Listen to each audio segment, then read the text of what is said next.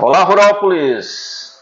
Mais uma vez estamos aqui felizes pela oportunidade que temos aqui de, neste momento, nesta rodada de entrevista com os candidatos a vereadores, alguns, é claro, seria impossível a Rurópolis.online entrevistar mais de 100 candidatos, né, que nós temos aí. Eu acho que chega aí próximo dos 200 candidatos a vereadores, mas nós estamos aqui com o compromisso de trazer pessoas que nós julgamos que tenha algo de relevante, de importante, tenha conteúdo para apresentar à população de Rurópolis.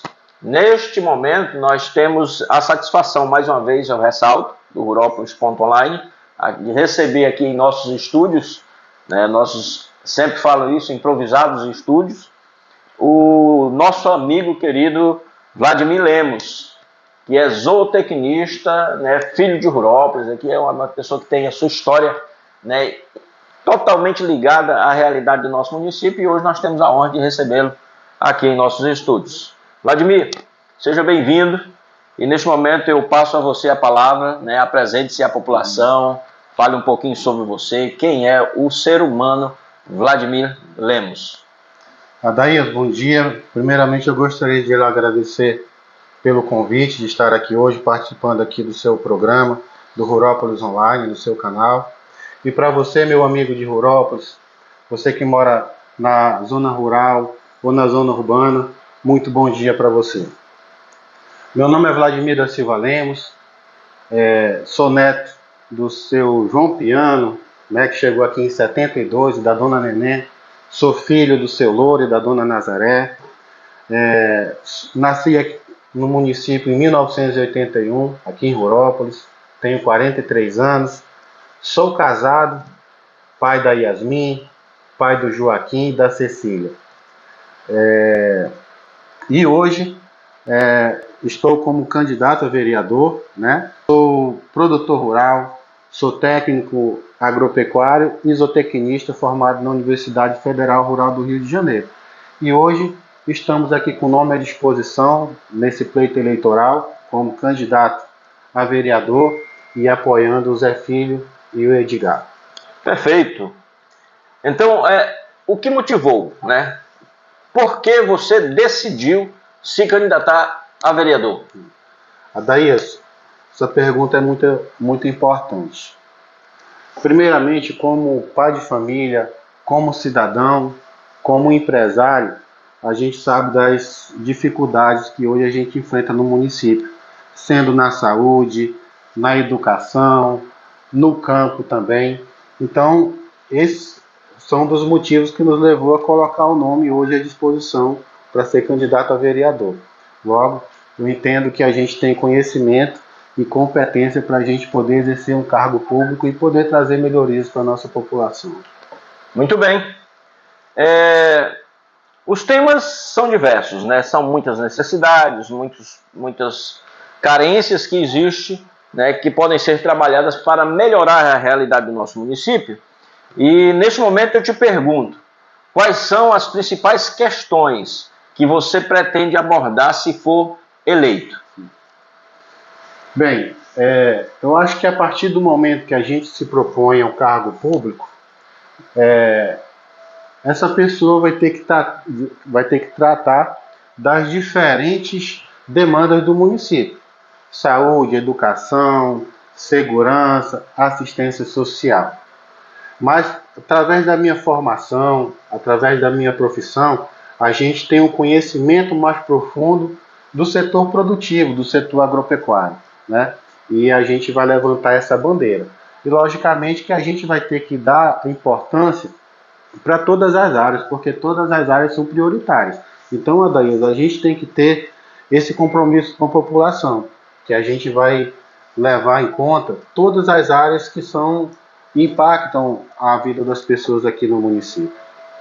Muito bem, perfeito.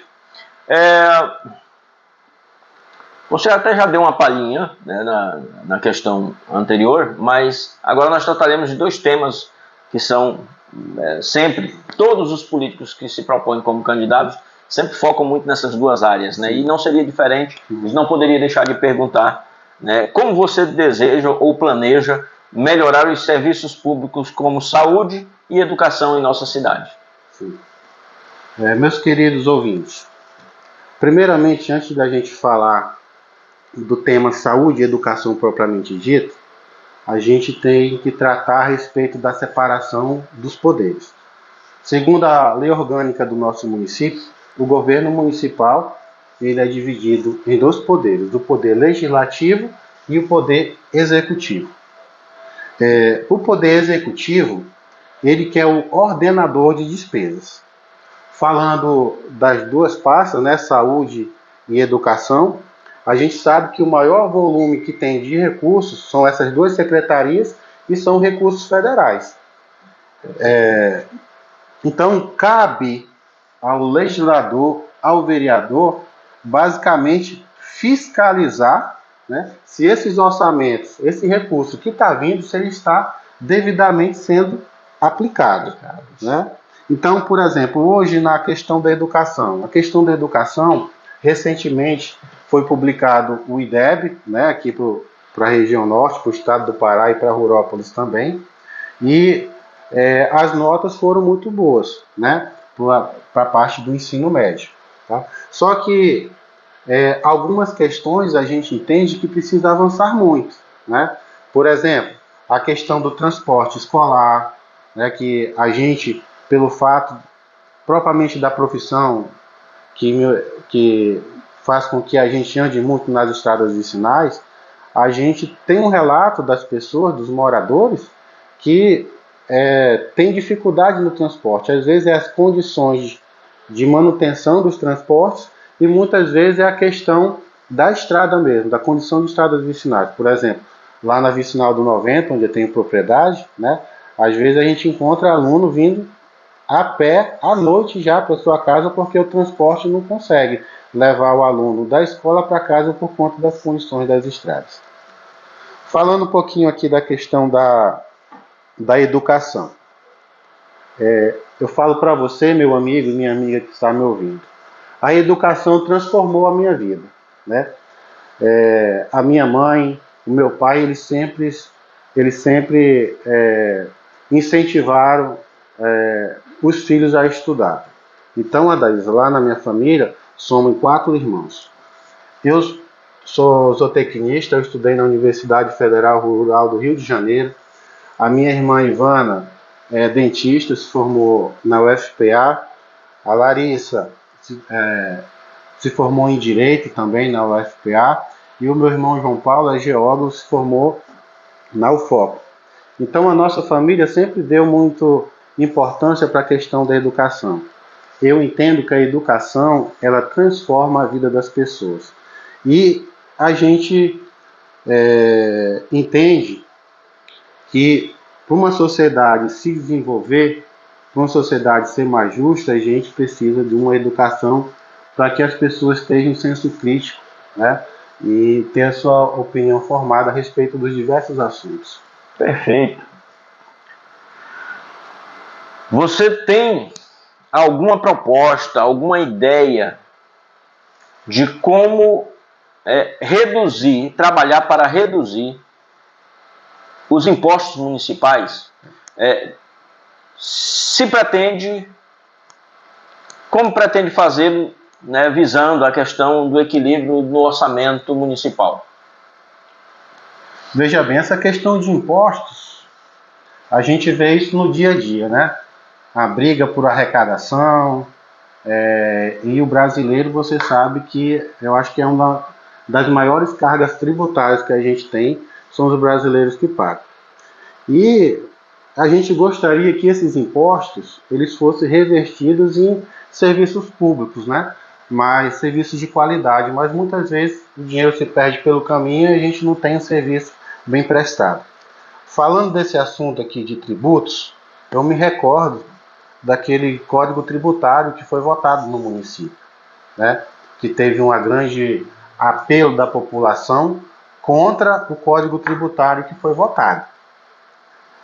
Eu falo o seguinte, Adaís, se na oportunidade eu fosse um vereador, naquela oportunidade o meu voto seria não. Por quê, meu querido ouvinte? Como é que um vereador vai votar uma matéria sem poder apreciar, sem poder debater. Então, nessa questão específica, eu acho que a Câmara dos Vereadores poderia fazer uma comissão para poder debater o assunto, chamar as pessoas interessadas, chamar os empresários, consultar a sociedade para poder debater esse assunto, porque realmente ele é muito importante, ele impacta a vida dos moradores, impacta a vida dos empresários, até, por exemplo, afasta a implantação de empresas para vir para cá, devido aos custos, né, elevados de implantação da empresa, através de IPTU e alvará. Perfeito. Se a população, eu abro aqui um espaço para deixar um pouquinho da minha opinião pessoal, se a população bem pensar, ela vai colocar na Câmara de Vereadores, vereadores que tenham visão e senso crítico suficiente para se interpor a certos desmandos que costumam ocorrer, principalmente na esfera municipal em cidades pequenas, que se adota costumes, né, do compadrismo entre executivo e legislativo, né, produzindo resultados nefastos para o município, que é o caso desse Código Tributário, um documento com 256 páginas, que foi dado entrada de manhã e quando deu meio-dia já estava aprovado, né? Então é só deixando uma opinião que a população pense bem na hora de votar para vereador, porque não é só pela amizade, tem que ser pela capacidade. Mas voltando às perguntas,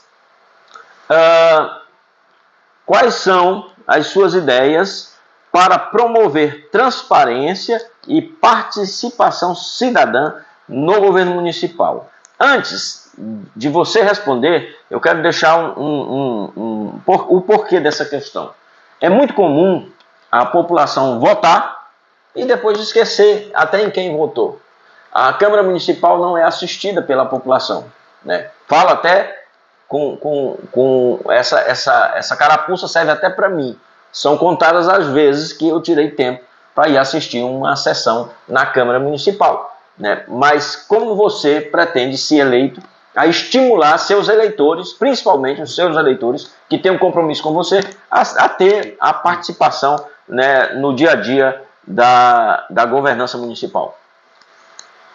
Isso é um problema que a gente, conversando com os apoiadores, com os eleitores, eles sempre reclamam que os políticos, após se elegerem, eles somem, né? E eu devolvo a pergunta. Se eu for eleito, eu não quero que você me deixe sozinho, né? E eu acho que para a gente poder promover a participação, a informação, isso vai ser uma proposta minha que eu vou fazer. A gente vai criar canal, né? Tem as redes sociais hoje para a gente divulgar o nosso trabalho parlamentar, as ações que a gente vai fazer, os projetos de lei, os requerimentos. Eu acho que dessa forma a gente consegue ter uma vereança participativa e mostrar para as pessoas a importância que a política tem na vida das pessoas. Ok. É muito comum, né, os prefeitos buscarem fazer ou realizar, né, a eleição da maioria na Câmara de Vereadores. Alguns com boas intenções, outros nem tanto. No entanto, é muito comum. E às vezes o vereador não entende o seu real papel na hora de exercer o seu cargo, o cargo que a população confiou-lhe. Então, como você pretende, independente de quem ganhe para prefeito, né, pode ser que seja o seu candidato a prefeito, pode ser que seja o candidato opositor a este, e como que você pretende fiscalizar o trabalho do Executivo Municipal? Veja bem, o nosso sistema de governo, que a gente fala que é um presidencialismo de coalizão, né? Embora a gente fale que o poder legislativo e o poder executivo, eles são independentes, mas eles têm que ter uma ação harmônica entre si. Ou seja, o trabalho de um não deve interferir no outro, mas as ações desses dois poderes, eles têm que convergir para o bem comum da população. Muito bom. Só que a gente vê na prática, Daías, que existe uma preocupação muito grande principalmente aqui no município de Rurópolis, que quando o executivo ganha, ele quer fazer a maioria na Câmara e quer fazer o presidente, né? Então, o que eu posso falar, a minha opinião, é que o Vladimir, primeiramente, ele quer governar com conhecimento e com a verdade e com o povo. Porque eu tenho os meus pensamentos, né, tenho minhas convicções, e esses meus pensamentos e as minhas convicções, eu acho que eles vão sobrepor em cima de propostas financeiras. A gente tem um propósito e a gente tem um conhecimento. Independente do prefeito que ganhar, a gente quer trabalhar para poder realmente servir a população e não a projetos pessoais de poder. Muito bem. Oitava questão, nós temos agora uma pergunta que para alguns, né, tem sido motivo de certo constrangimento, mas eu creio que você saberá, né, colocar a sua visão de mundo a respeito deste assunto com muita propriedade. Quais foram, na sua opinião, os maiores erros e os maiores acertos da atual administração? Bom, eu posso falar, Daías, nesses principais erros que o governo comete, é quando um governo ele é eleito e quando ele vai montar o seu secretariado, ao invés de optar por pessoas que têm qualificação profissional, ele vai colocar indicados políticos que às vezes não têm a capacidade técnica para poder exercer essa função. Posso citar exemplo? Vou citar exemplo. Secretaria de Agricultura, né? Qual o corpo técnico qualificado que tem hoje na Secretaria de Agricultura do município de Rurópolis? Então, quem perde é a sociedade, são os produtores rurais, porque o serviço que é prestado, ele diminui a qualidade. Então, quando eu me propus a sair candidato, a gente teve um apoio dos técnicos da área, né, que compõem, e nós fomos conversar com o Zé Filho, e a gente colocou para ele os principais gargalos que hoje a zona rural enfrenta. Quais são os principais gargalos que hoje dificultam o desenvolvimento do campo? Então ele virou para a gente, o Zé Filho, falou: olha, eu gostaria, faço um compromisso com vocês, de que se eu for eleito, vocês vão participar da governabilidade e que vocês vão ter espaço na administração. E mais, gostaria de contar com vocês na elaboração do nosso plano de governo para a área. Então, isso é um exemplo de um governo que tem compromisso e que vai cuidar da população. Muito bem.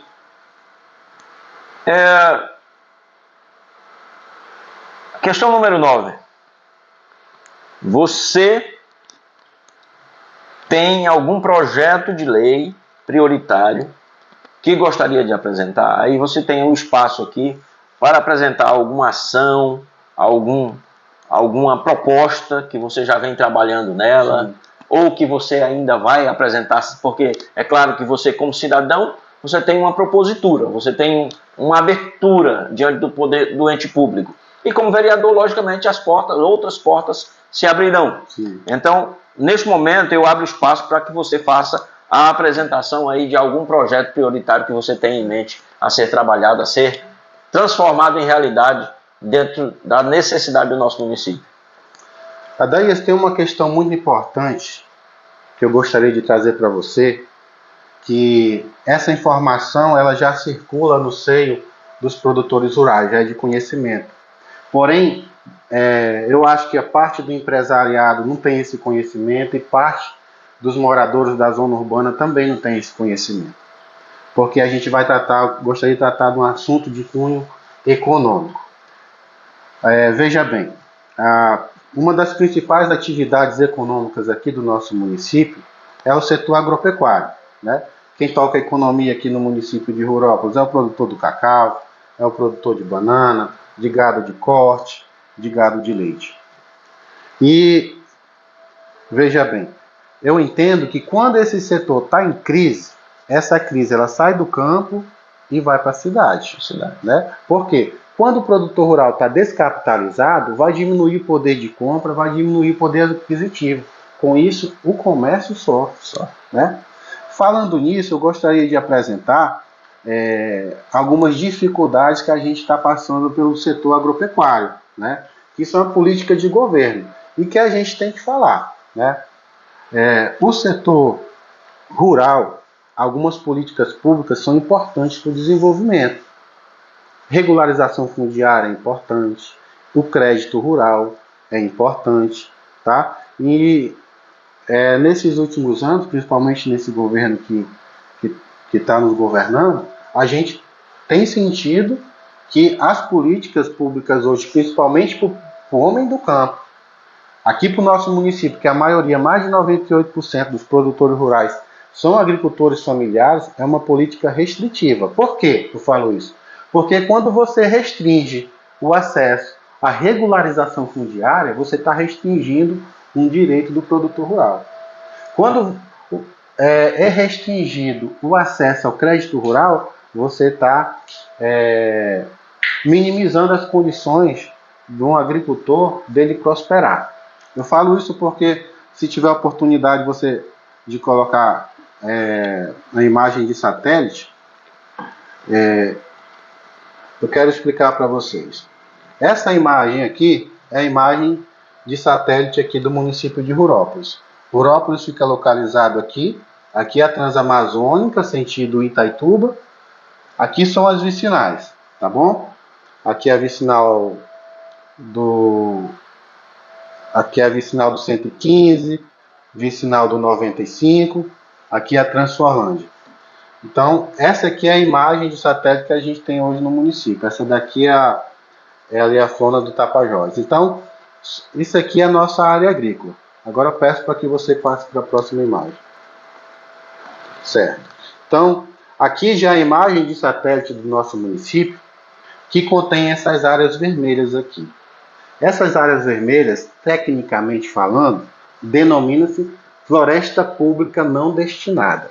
Então, no ano de 2023, o governo federal, o presidente da República, ele fez um decreto número 11.688, que diz assim, Adaías, o imóvel que incidir sobre essas áreas vermelhas aqui, o imóvel não será passível de regularização fundiária. Por quê?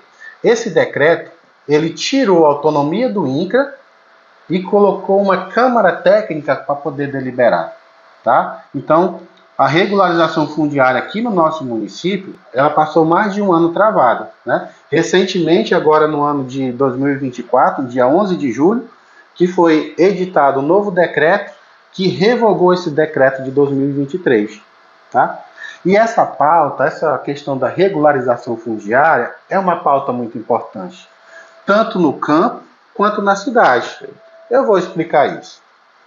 Hoje, as instituições oficiais de crédito, Banco do Brasil, Banco da Amazônia, é o seguinte: hoje, para o produtor ter acesso ao crédito rural, se a propriedade dele pegar uma areazinha dessa vermelha aqui, essa floresta pública, ele só vai ter acesso ao crédito rural se ele tiver documento de terra, se ele tiver título definitivo, ou processo de regularização fundiária analisado e deferido pelo INCRA, ou matrícula já referenciada, ou seja, escritura pública. Trazendo isso aqui para a nossa realidade, o que você entende? Você acha que esses produtores rurais a maioria deles tem essa documentação? Lógico que não. Não tem. Então essa política hoje ela veio para restringir a questão da regularização fundiária. Gostaria de fazer um parênteses. Ainda em 2021, em 2022, ainda no governo do ex-presidente Jair Bolsonaro, foi criado um programa de regularização fundiária denominado Titula Brasil. Esse programa permitiu que o governo federal, através do INCRA, ele fizesse convênio com as prefeituras. Pois bem, esse convênio iria possibilitar que as prefeituras pudessem avançar na questão da regularização fundiária do município. Veja bem, antes desse convênio, o produtor, para fazer alguma coisa, teria que se deslocar lá para lá para a Superintendência Regional do INCRA, lá em Santarém. Olha a distância e a perca de tempo. Esse programa ele ia permitir com que o produtor fizesse toda essa parte inicial de regularização fundiária aqui no município, na sede do município. Só que a gente vê que esse programa ele não avançou, né? A gente pode elencar aqui um dos principais fatores. Primeiro, era a contrapartida da prefeitura, era o espaço físico e recurso humano, mão de obra. Então, eu acho que o limitante, o que limitou o avanço desse programa foi que existe apenas um técnico para tocar esse programa. E quando a gente vê a dimensão do município, a quantidade de propriedades rurais para um técnico poder trabalhar, isso é humanamente impossível, tá? E é uma bandeira nossa, né? A gente já conversou isso com o nosso candidato, com o Zé Filho, da importância da regularização fundiária rural para o desenvolvimento do nosso setor.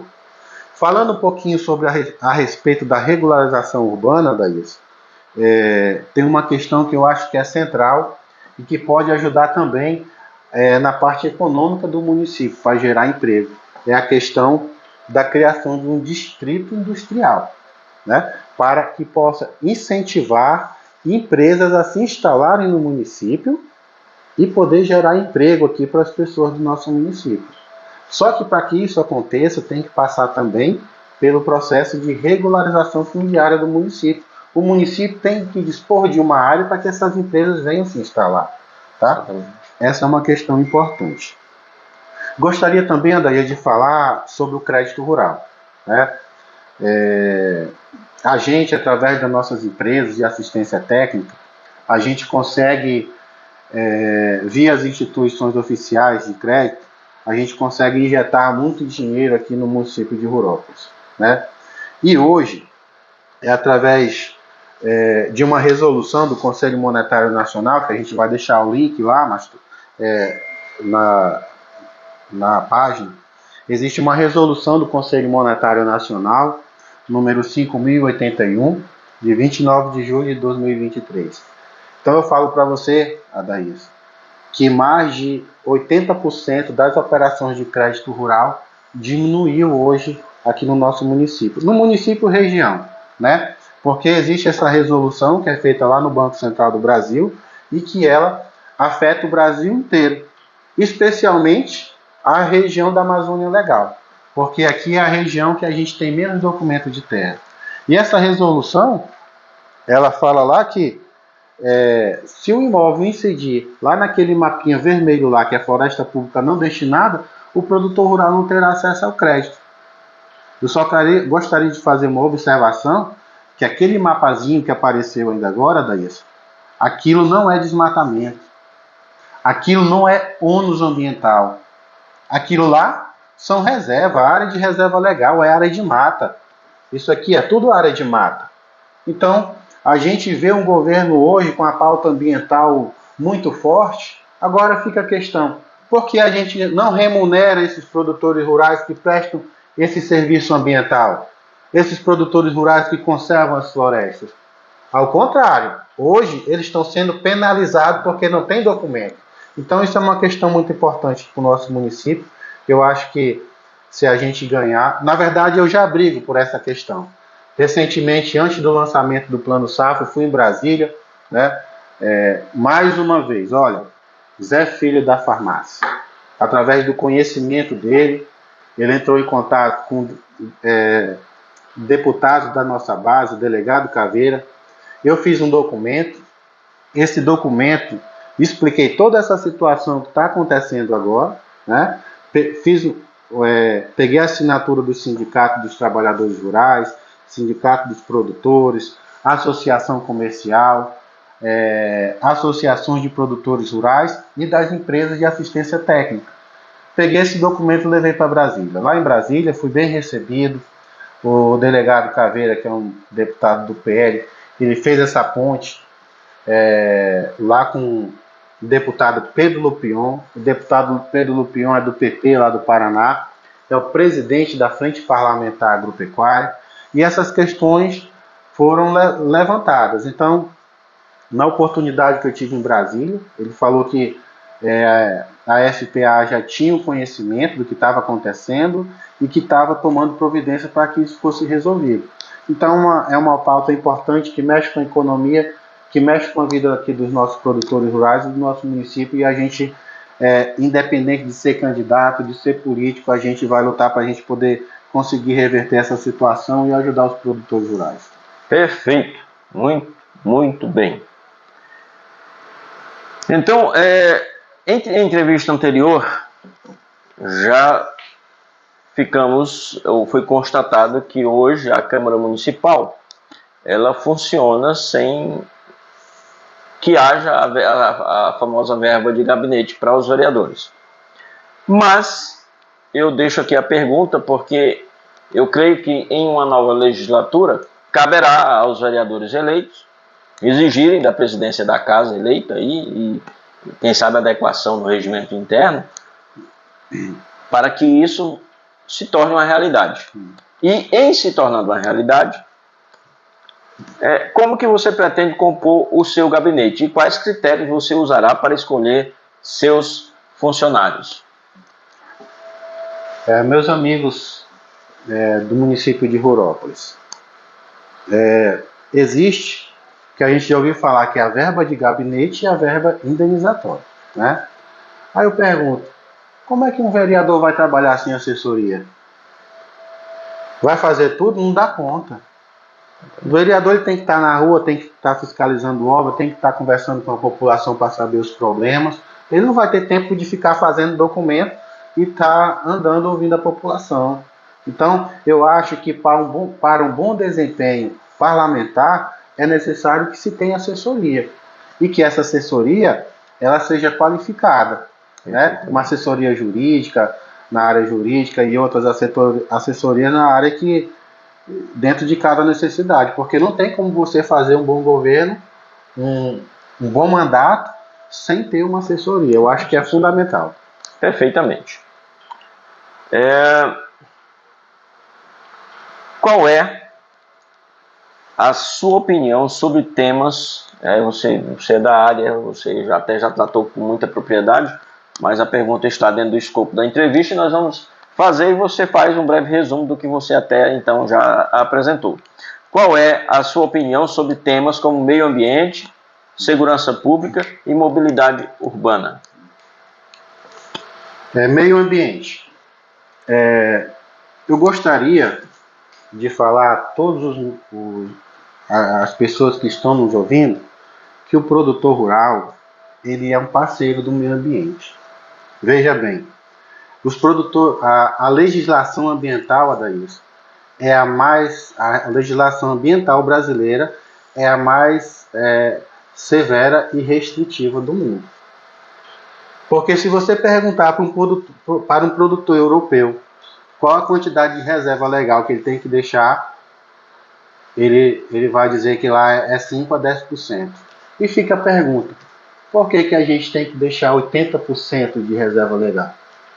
Entendeu? Então, o meu ponto de vista, nós hoje aqui estamos localizados no bioma amazônico, é um bioma com as maiores reservas de preservação, terra indígena, floresta nacional, APA, só que também tem que levar em consideração que nós estamos numa região, Adailson, que é uma das melhores regiões para se produzir. Por quê?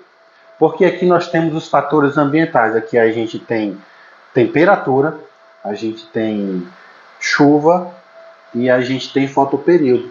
Que conforme a gente vem se aproximando aqui para a linha do Equador, menor são as variações, essas variações climáticas, que são os fatores ambientais que as plantas respondem.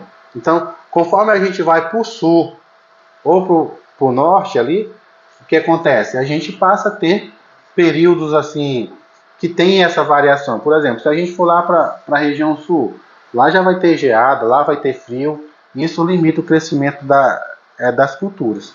Mas assim, a questão do clima é importante. Eu acho que nós, os produtores brasileiros, a gente tem uma legislação ambiental a mais rígida que tem, e a gente cumpre a nossa função social. Mas eu acho que uma política ambiental séria, porque o que acontece? Alguns produtores eles entendem que a floresta em pé não gera lucro. A partir do momento que ele entender que aquela floresta em pé ela gera recurso para ele, ele vai conservar, ele vai proteger. E qual que seria o meio adequado para poder fazer isso? Vamos pagar o crédito de carbono. E governo federal, e União Europeia, vamos pagar os produtores aqui da Amazônia para poder que eles já prestem o serviço ambiental. Aqui a gente está sequestrando carbono, o pessoal polui lá e aqui através da nossa reserva legal, através das nossas florestas, a gente consegue minimizar esse efeito que tem. Então foi a questão do meio ambiente e mobilidade, segurança pública e mobilidade urbana. Meio ambiente já foi tratado. Segurança pública. Quando eu fui para o Rio de Janeiro, Adaías, eu morei em Seropédica. A universidade era inserida ali no município de Seropédica, na Baixada Fluminense. E a gente via muito ali a ação do crime organizado, né? Ali no Rio de Janeiro era o Comando Vermelho, em São Paulo era o PCC. E hoje a gente vê que essas facções, hoje elas são transnacionais. Hoje elas já não atuam mais só no território nacional, mas também no território internacional. E que hoje, um dos principais rotas de escoamento de droga e tráfico é aqui a região norte, devido a algumas condições.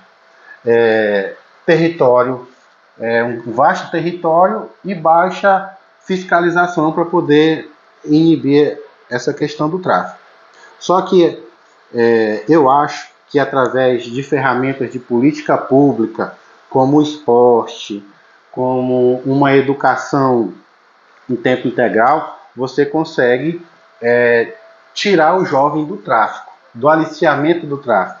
Então a questão de segurança pública aqui, e essa é uma questão que eu vejo que o tráfico de drogas está avançando muito, não só no nosso município, mas em todos os municípios da região, e que o tráfico de droga ele gera violência, né? E uma forma da gente diminuir isso é através da aplicação de políticas públicas, né? Para poder a gente atrair o jovem e tirar o jovem de uma zona de vulnerabilidade.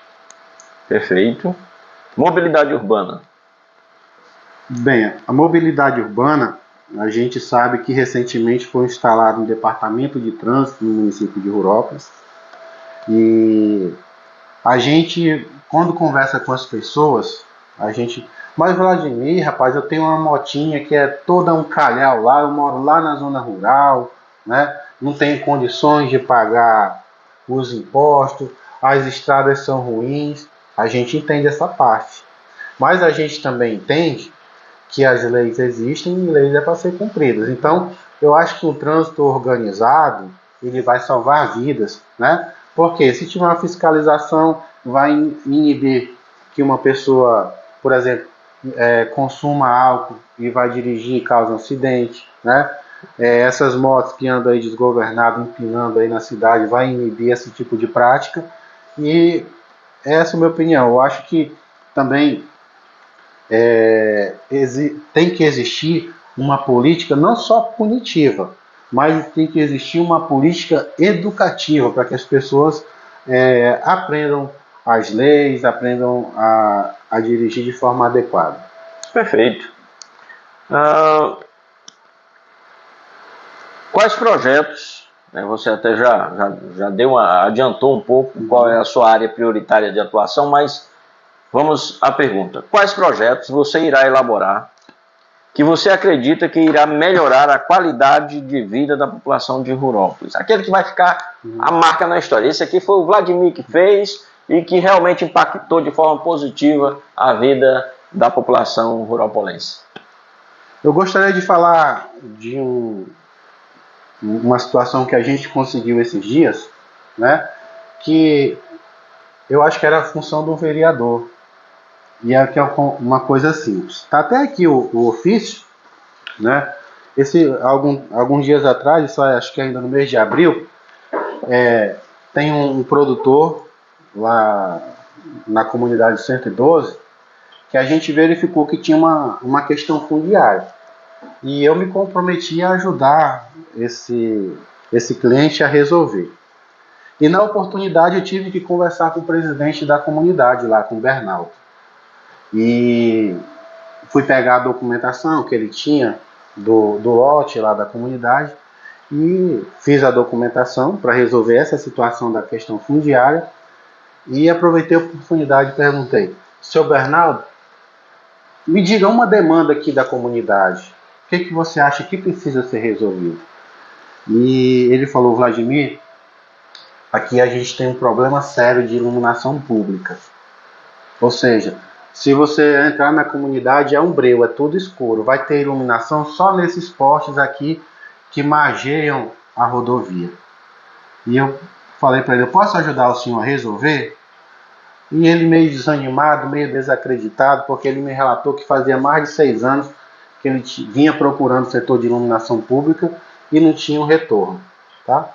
Adaías, eu fiz um requerimento informando a situação, orientei ele a procurar o setor de iluminação pública, informando a situação, e aquele requerimento recebido lá no setor de iluminação pública, que ele desse entrada lá no Ministério Público. Assim foi feito. No prazo de 15 dias, o seu Bernardo ele foi notificado pelo promotor a apresentar todas as contas, contratos lá da comunidade. Assim foi feito. O seu Bernardo pegou aquele monte de conta e levou para mim.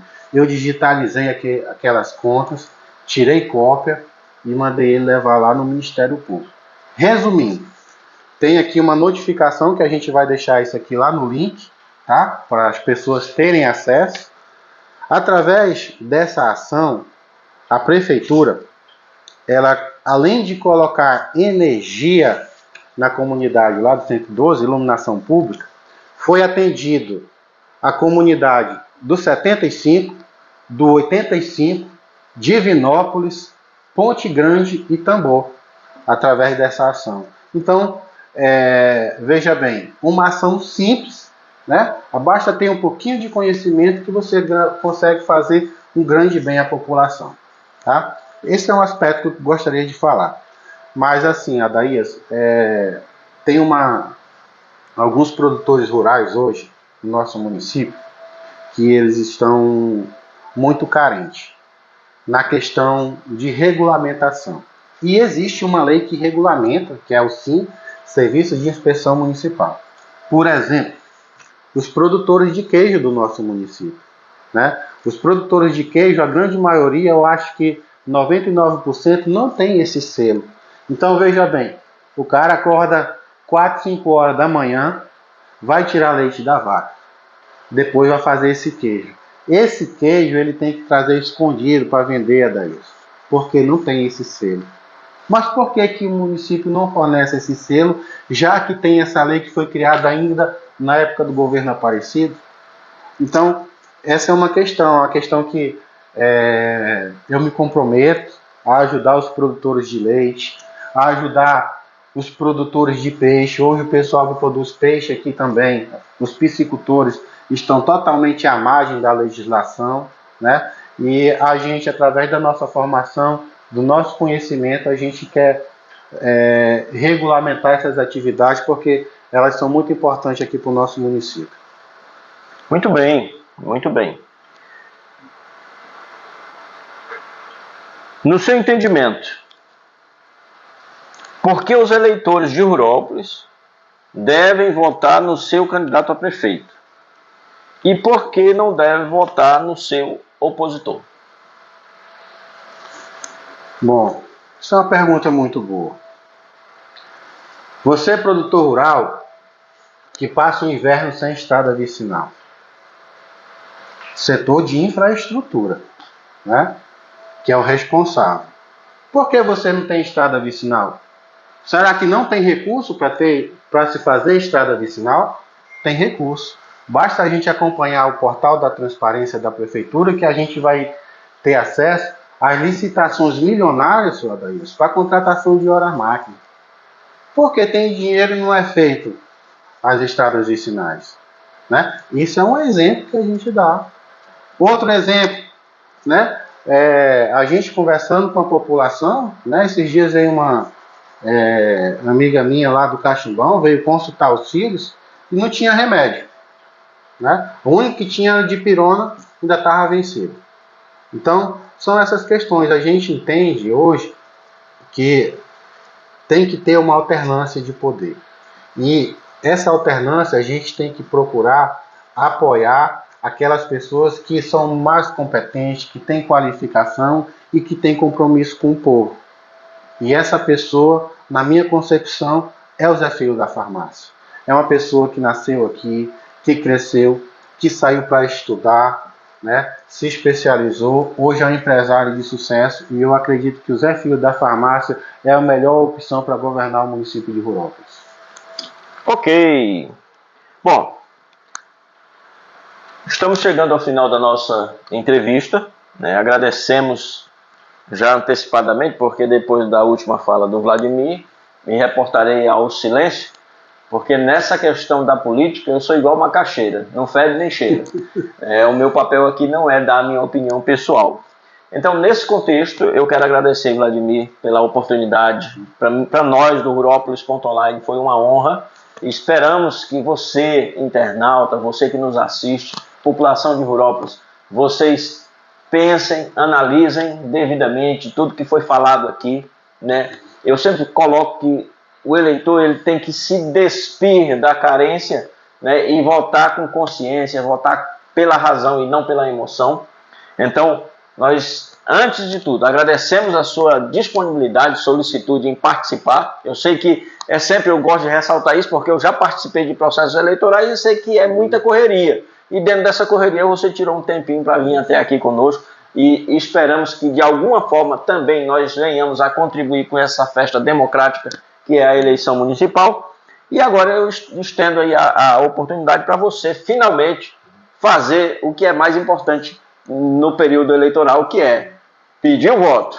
E agora você pode se dirigir ali para a Câmara e se despedir da população e também fazer o pedido do seu voto à população de Rurópolis. Primeiramente, eu gostaria de agradecer a oportunidade que você me disponibilizou aqui no seu canal e gostaria de falar para você que está nos ouvindo. Para Rurópolis avançar, 11.000, Vladimir Lemos, para vereador, e prefeito Zé Filho da farmácia Edgar, número 11. Estamos juntos. Obrigado. Bom.